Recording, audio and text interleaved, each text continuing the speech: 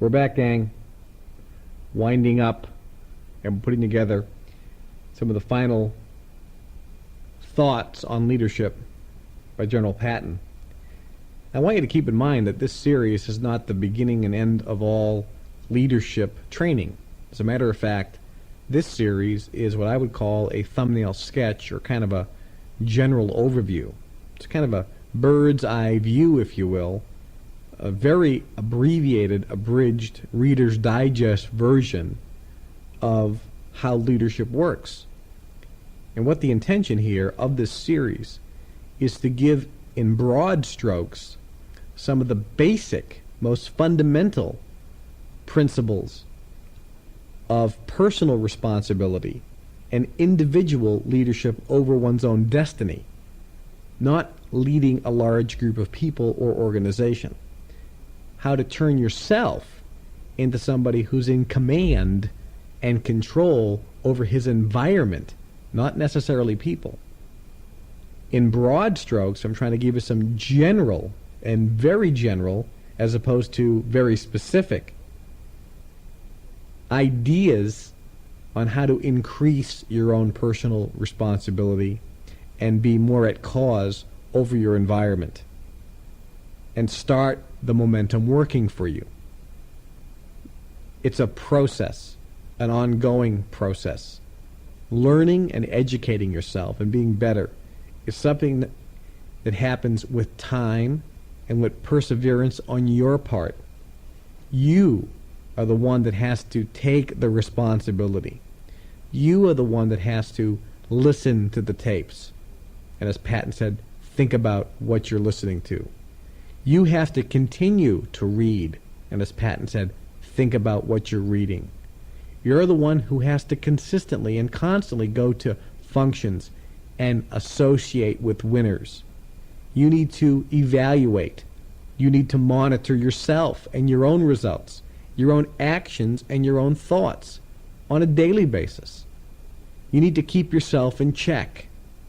You need to follow up and follow through on what's happening, not just within your organization or within your business, but in your own mind and in your own thoughts. You need to make sure that what you think are correct. You just can't do it once and expect that everything is going to be perfect. It's an ongoing, never-ending commitment to improvement. That's what's going to make it work for you. This, in my opinion, is not the end of your leadership training. It's, in fact, just the beginning. Now let's talk about teams for a moment, because when I talk about teams, we automatically think that there's a group of people involved. Well, the first thing you have to do is make sure that your thoughts are all lined up and congruent and not in opposition to one another. Now, what I mean by this is, well, let's talk about what Patton says. Patton says, a staff cannot function properly unless it is a united family. An army has to operate as a team. That's the only way it can reach its objectives. Now, we're thinking about people, but let's think about ourselves. Our thoughts, our values, have to be lined up as a united family. You can't have two thoughts or two values that are in opposition to another. Let me give you an example. Some of you have a firm belief in this statement: money can't buy happiness. And you have a belief that's something that's a value. It's something that's a part of you. Money can't buy happiness. Okay? But you also, many of you, have this belief: you only get what you pay for. Now think about that. Those are two beliefs that could potentially be in opposition to one another. They're not congruent. They're not lined up. They're not in sync. You need to make sure your values are lined up, that they are in sync. And when you have opposing viewpoints, example, I want to be thin. Next, I hate exercise. Okay? Those are pretty much opposing values. I want to be thin. And I love to have big meals at 10 or 11 o'clock at night. I love to eat late. Okay? You have opposing situations or thoughts that working together aren't going to produce results and are going to give you a spirit of discontentment in your mind. You'll never be united. You see, if you take one horse and have it pull a wagon, it can pull so much weight. But when you put two horses together and they work in unison, they don't pull twice as much weight. They actually pull 3 to 4 times as much weight as one horse. Do you understand? You get a synergistic effect by having two horses in sync. You will have a synergistic effect when you have two thoughts in sync. So the first thing you have to understand that Patton says is a staff can't function properly unless it's a united family. We need to get our thoughts lined up. Then we need to get our people lined up so that we're going together as a group, that we're a family, that we're looking at the same mission, the same objective, that everyone understands that they're important and their element is an important part of the team, so that we create a teamwork effect, a synergistic effect, and as a group we can get more done than individually.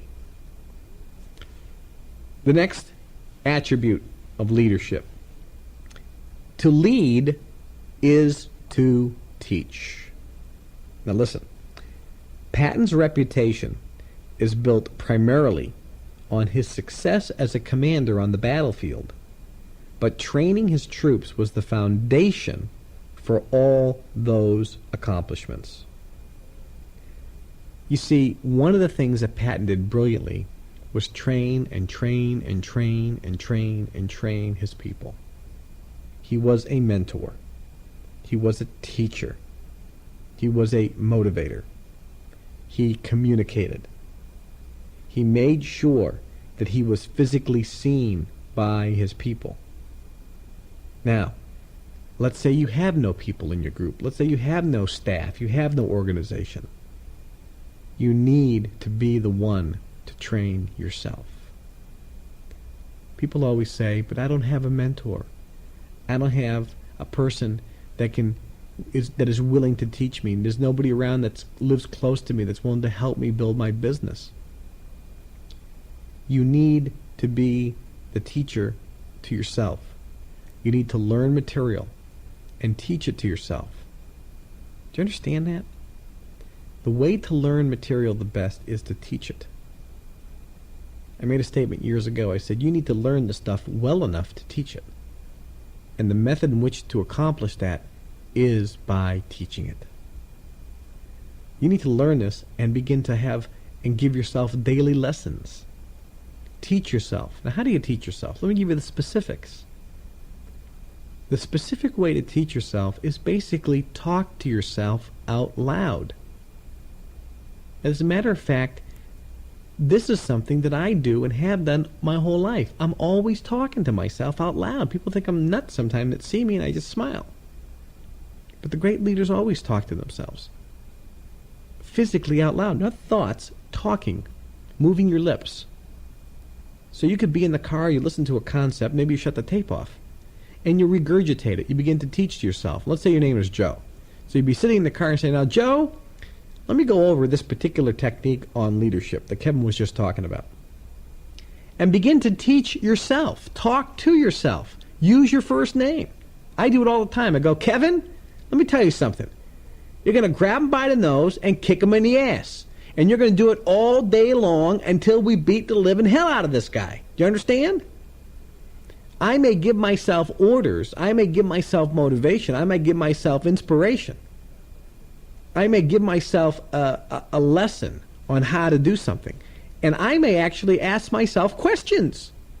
Some of you think, has he lost his mind? Well, if you listen to the Mega Memory series, you know I didn't, because you understand the whole science behind it.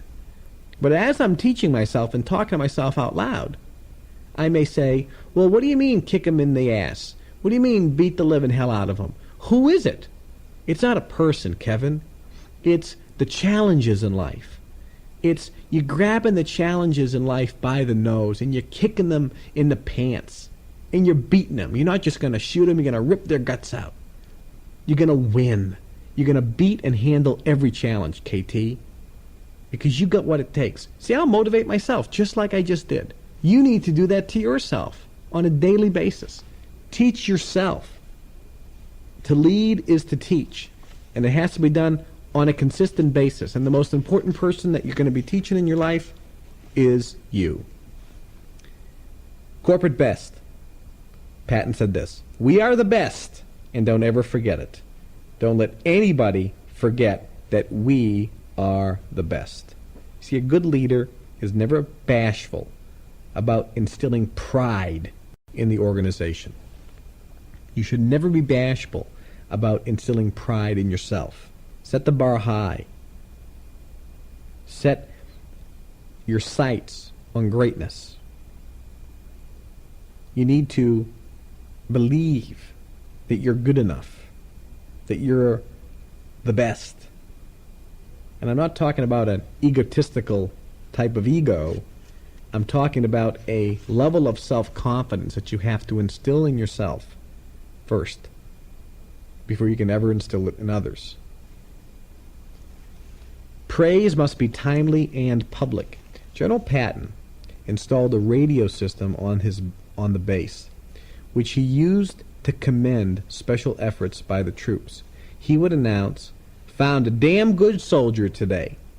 He would continue giving the name of the man and the organization he was in, unit, etc. Now, this was written by one of the lieutenants who was involved in Patton's organization. Effective leaders identify and publicly credit exceptional achievement. It's crucial to reinforcing the level of productivity and quality that you want. It celebrates achievement and always will lift the morale of the group as a whole, as well as that individual person. It provides an incentive to do more and to accomplish other achievements. It's an indispensable technique that can be used to create momentum and constant results. Here's the point. You need to praise yourself first. You need to give yourself pats on the back. You need to say, I had an incredibly productive morning. That was a great phone call. Man, I am proud that you got up so early today. Man, I am proud you didn't eat after 6 o'clock. Great job. Outstanding. Did you see yourself? Man, you were out there at lunch and everybody ordered dessert and you said no thank you? Man, that impressed me. Great job, KT. I'll do it to myself. You need to do it to yourself. It's got to be public. Praise yourself first, then use the technique for other people in your organization. Praise must be personal and sincere. Now listen to this. In October, General Marshall visited the Third Army, where he decorated the soldier with the Silver Star for breaking up a German counterattack by destroying 3 Tiger tanks with a bazooka. Now you have to understand, the Tiger tank was the biggest tank in all of World War II. The Germans had it, and it was an incredible tank. We didn't have anything as big or as powerful. Just thank God that they only developed 436 of them in the whole war. If they got 1,000 or 2,000, who knows where the war would have ended, because it was a great tank. After Marshall had finished, Patton asked if he might be permitted to make a presentation of his own. On the spot, Georgie composed an inspiring citation of his own and presented the soldier with the Distinguished Service Cross, which his aide quickly supplied. Can you wonder that the men of the Third Army were willing to follow Georgie to the end of the world? You see, Patton decided that the Third Army was his, it wasn't General Marshall. And even though General Marshall gave the praise and the public award, George Patton said, "This is my soldier in my army, and I am personally going to praise him and be sincere about it." That's why people followed him. That's why they were devoted to him. See, this shows that his loyalty started from the top, and he was loyal to his men first. See, you have to do that to yourself. Make sure that you praise yourself, and make sure that you are genuine, personal, and sincere about it, and use that technique to others. Praise must be precise and detailed. Now listen to this. This is George Patton. He sent this out. This was General Order Number 10 after he took Palermo, Sicily, to be read to the troops. Soldiers of the 7th Army and 8th Air Support Command, landed and supported by the Naval and Air Force, you have, during 21 days of ceaseless battle and unremitting toil, killed and captured more than 87,000 enemy soldiers. You have captured or destroyed 361 cannon, 172 tanks, 928 trucks, and 190 airplanes. You are magnificent soldiers. General Eisenhower, the Commander-in-Chief, and General Alexander, the Army Group Commander, have both expressed pride and satisfaction in your efforts. Now, in conjunction with the British 8th Army, you are closing in for the kill. Your relentless offensive will continue to be irresistible. The end is certain and is very near. Messina is our next stop. You see, a good leader is always generous with his praise. And equally important, he makes the praise genuine. Now, it's always a good idea to review and announce your organization's accomplishments in specific terms. See, you have to do this by telling yourself or the people you're involved with just what they've done. Make sure that you let them know that you know the specifics of their accomplishments. See, backed up with information and facts, real-life numbers are always the most effective. See, by definition, congratulations concern the past, what has been accomplished. However, congratulations should always end by looking to the future. And see, if you note the closing paragraph in Patton's message, it gives a progress report. You are closing in, and a prediction. Irresistible success. See, he told them what they did, praised them for their accomplishment, but also encouraged them for the future and praised them in advance for their next accomplishment. Do the same for yourself. Use that technique for yourself. Praise must look forward as well as back. Same concept. Message to the 2nd Armored Division after Patton was promoted to higher command. I desire to express to all ranks my sincere appreciation for your magnificent performance. Your untiring effort on training has made you a great division. When you meet the enemy, the same spirit of devotion will make you feared and famous. I shall be very proud of you. See, you have to take every opportunity presented to convey convincing praise. The function of praise is to encourage continued superior performance while setting the bar just a little higher. Always end messages of congratulations and praise with a look toward the future. Use that technique on yourself by saying out loud or writing yourself messages and reading them, seeing them in paper. And let me tell you something, you're going to see some incredible increases in self-confidence, self-esteem, courage, and power in your own life. You're going to start seeing that your whole world is going to start changing and things are going to start happening to your own benefit. Be generous with credit. This is from Patton's General Order for VE Day. During the course of this war, I have received promotion and decorations far above and beyond my individual merit. You have won them. I, as your representative, wear them. The one honor which is mine, and mine alone, is that of having commanded such an incomparable group of Americans. the record of those fortitude, audacity, and valor will endure as long as history lasts. See, generosity is a quality of leadership too often overlooked. Patton, whom many criticize for being a power-hungry and, guy just looking out for his own personal glory, was always eager to credit his men for all that he had accomplished. Include everyone in every accomplishment. Praise all around you, and you'll see spectacular results. Put the mission in a fresh light. This is a message that Patton gave to his troops prior to the landing in Sicily in July 1943. When we land, we will meet German soldiers, whom it is our honor and privilege to attack and destroy.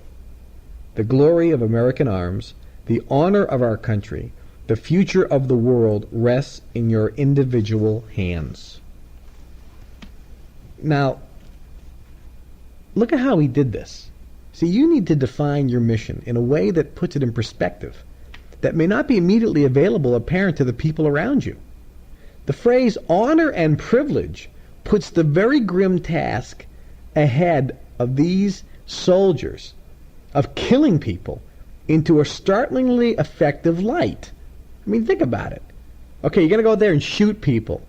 Well, he called it the honor and privilege to attack and destroy. He changed the whole dynamics.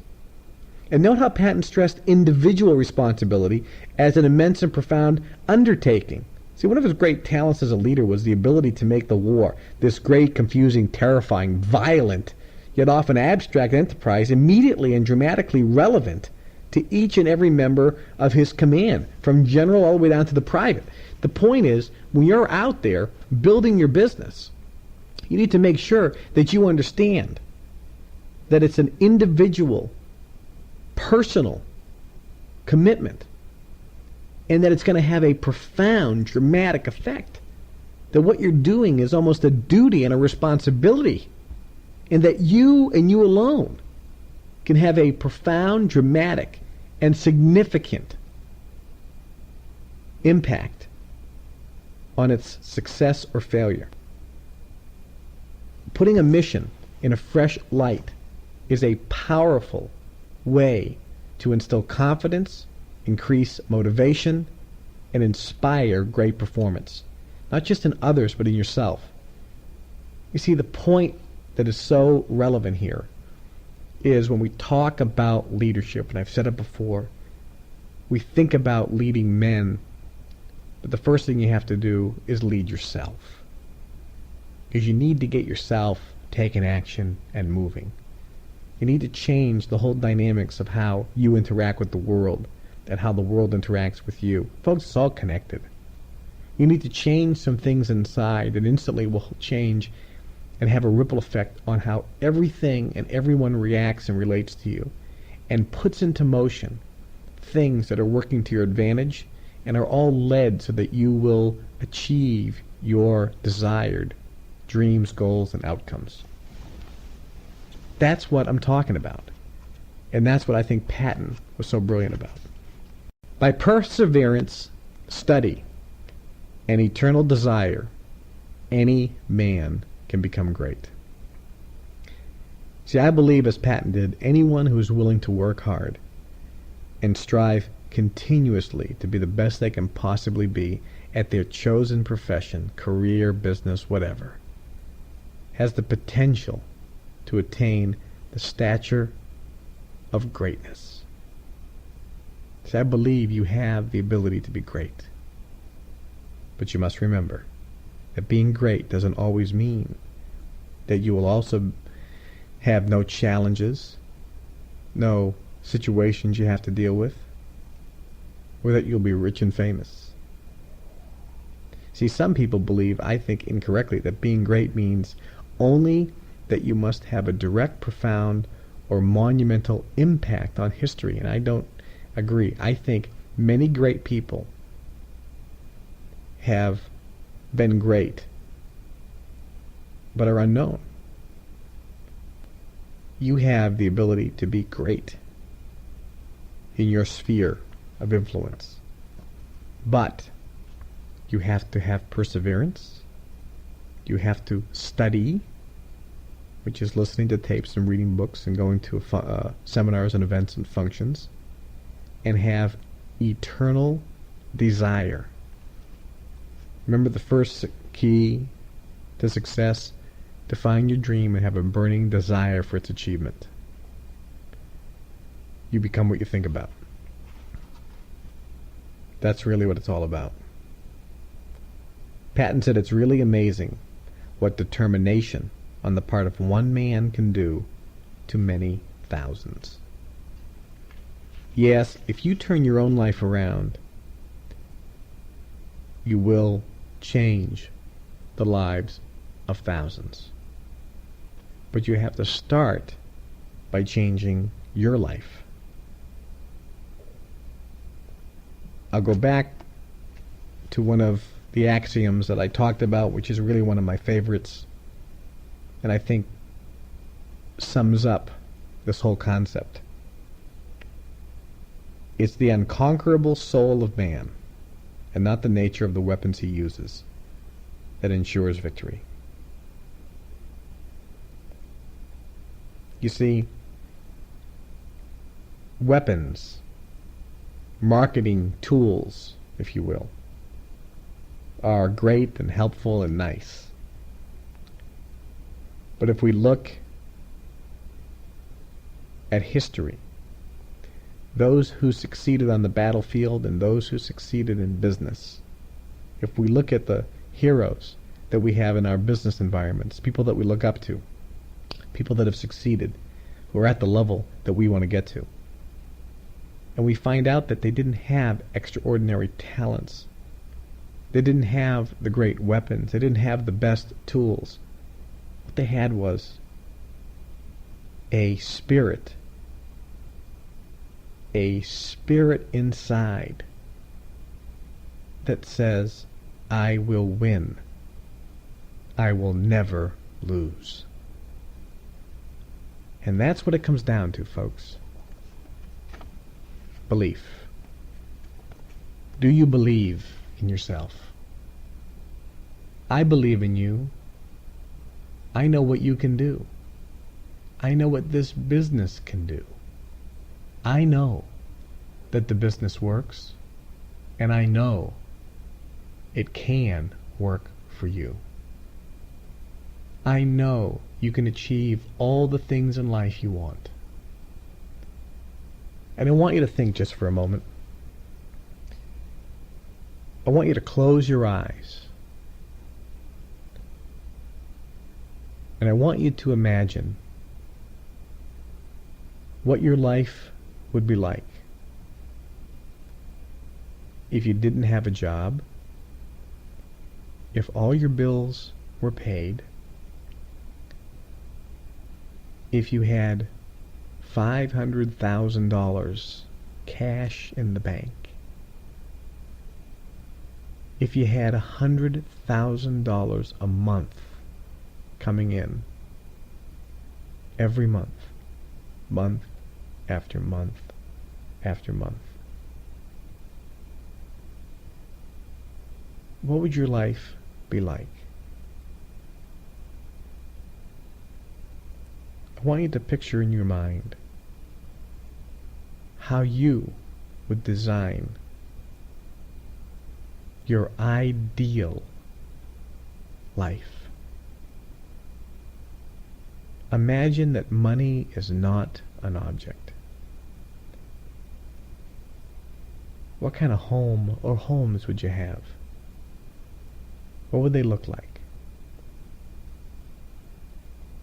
What would the yards look like? Would there be a swimming pool? A circular driveway with a fountain? Would you have a view? Would you be on the ocean or in the mountains? What would the inside of the home look like? How would it be furnished? What type of cars would you have available? What models, what colors?